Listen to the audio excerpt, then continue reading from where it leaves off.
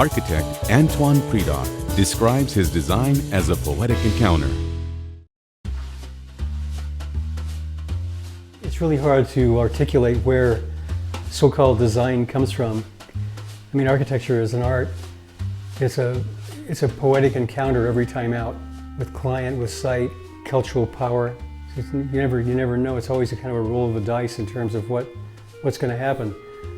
So I just sort of look through the rear view mirror, or looking through the trust peripheral vision rather than a head-on idea about something. And I let things sum up in my feelings. You live your life and you get filled up with stuff in life.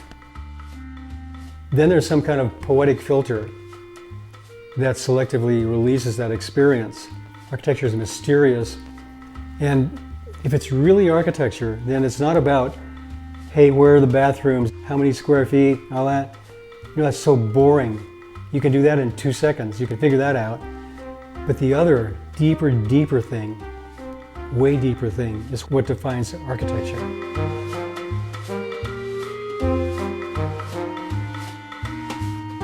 It's the first national museum out of Ottawa.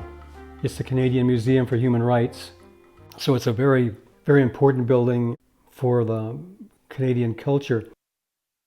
So a human rights museum, you know, what do you do with that? But I thought of roots engaging the earth, like the building clutches the earth. So these pieces that come out I call them roots. So they establish a connection to the earth, the power of this place, the forks, where the Red River meets the Assiniboine River, a place of rendezvous for everyone from the earliest First Nations peoples, where there was great dispute resolution here without turning to violence on the very site of the building. So it's got this anchorage in human rights endeavor. So then the building aspires to the sky, to hope and optimism and acknowledgement of the struggles.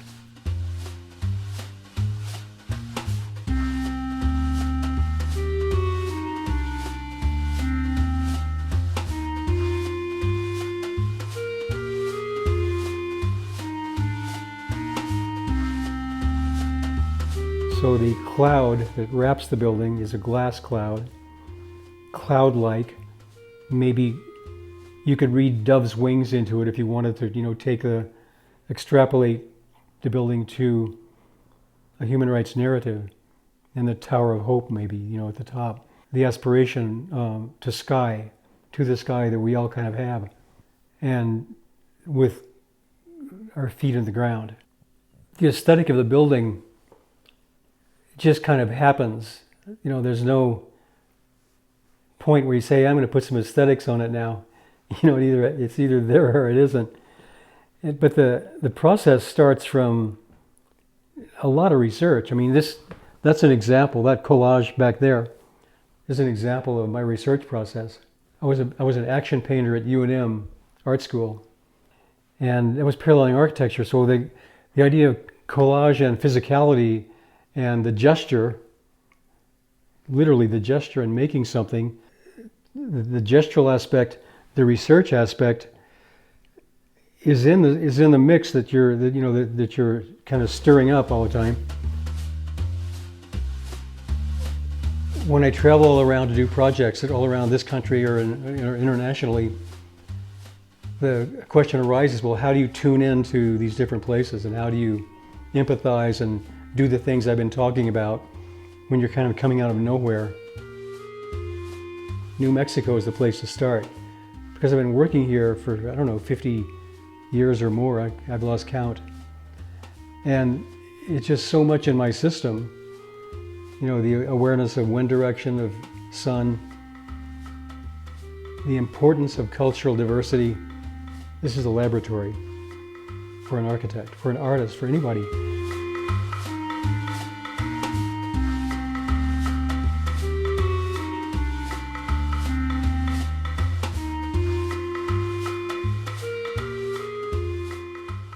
I did the American Heritage Center and Art Museum in Laramie, Wyoming, and the lessons I've been talking about applied there, you know, how you look at the place. And there's a geologic phenomenon called the Laramide orogeny, which means that the mountains are, instead of wearing down and diminishing like the Rockies are doing, mountains are coming up. There's some kind of upheaval that went on. So I thought, well, let's make a mountain. Let's think about making a new mountain for that horizon. At its base, think of the notion of rendezvous, crossroads. So there's some encampment, or maybe a village at its base. So there's this big mountainous form, and at its base, a fragmented art museum. So that's kind of the big idea, but for working from within, so the mountain notion had to work at the same time with programmatic investigation into what they were presenting there and storing there. You know, when you talk about place, it's kind of slippery. What defines place? I mean, what is it? In the information age, it's so easy to even out cultural sensibility, to even out how things look. So that's all the more reason to pay attention to the specifics of place. And this is a good example of it. This is when I went to work on my project in Qatar, an educational facility in Qatar for Her Highness Sheikh Moza. And she really controls the kind of the cultural message. Qatar's special. It's, you know, there's Al Jazeera's there, and I said, okay, you got to go to the desert. And I found this Pepsi can, and I noticed that it was embedded in the sand, and that it's been really messed with. Like somebody took a sandblast machine and blasted one side of it off. Well, that's the desert sand doing it. I really had to think about the wind direction for my project and how to defend against it.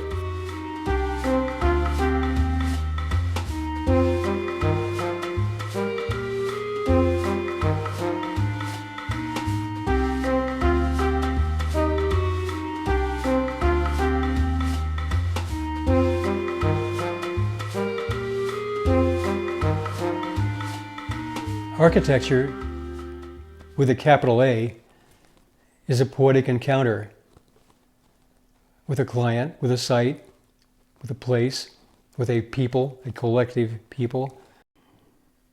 So what's the role of an architect? What's the mission supposed to be? I think as with anyone, any individual in any endeavor, is to have your inner content, your deepest inner content, made visible. So then when you do what you make your work, if you happen to be an architect, and you let that be a kind of guide, you trust that inner place, and you have to find that inner place. I mean, that's up to, you know, how do you figure that out? I don't know. Everybody's got their own way of doing it. So then the role then is to be true to that. The role of an architect, be true to that. And see what happens, you know, in your work. I don't think there's some master vision, oh, I'm going to do buildings that are going to change society or any of that. Architects have done that too often and really screwed things up drastically by thinking they're masters of the universe and they're going to shape society and all that stuff. The problem in architecture is what you put out there, that's not going away, you know.